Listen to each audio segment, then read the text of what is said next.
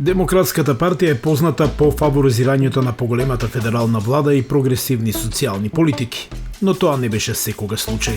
Во 1792 година, кога основачите Томас Џеферсон и Џејмс Медисон ја формираа Демократско-републиканската партија, која подоцна ќе стане само Демократска партија, тие сакале федералната влада да има помала улога и повеќе луѓе вклучени во демократскиот процес.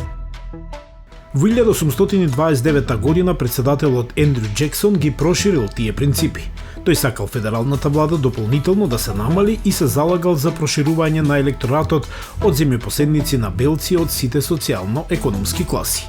Афроамериканските мажи нема да заслужат право на глас 41 година со усвојувањето на 15-тиот амандман. Жените нема да добијат глас 91 година со усвојувањето на 19-тиот амандман. А законот за правата на глас, кој ги отстранува пречките за афроамериканските гласачи, нема да биде донесен 136 години. Успешната председателска кампања на Џексон била потеклото на символот на Демократската партија – магарето. Неговите противници магарето го влеале како маскота. Во 1860 година Демократската партија се поделила географски за време на граѓанската војна. Северните и јужните демократи не се согласувале околу робството и зачувувањето на унијата. Кога југот ја изгубил граѓанската војна во 1865 година, Демократската партија е изгубила својата национална важност неколку генерации, додека Републиканската партија на председателот Абрахам Линколн доминирала во политичкиот пейзаж. До 1912 година, кога првиот демократ од југот бил избран за председател, партијата станала по-прогресивна.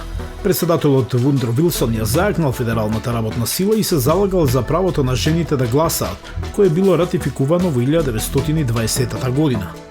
Дури во големата депресија, демократите ја вратиле својата политичка доминација, предводена од председателот Франклин Рузвелт, кој дополнително ја проширил улогата на федералната влада преку серија програми познати како New Deal.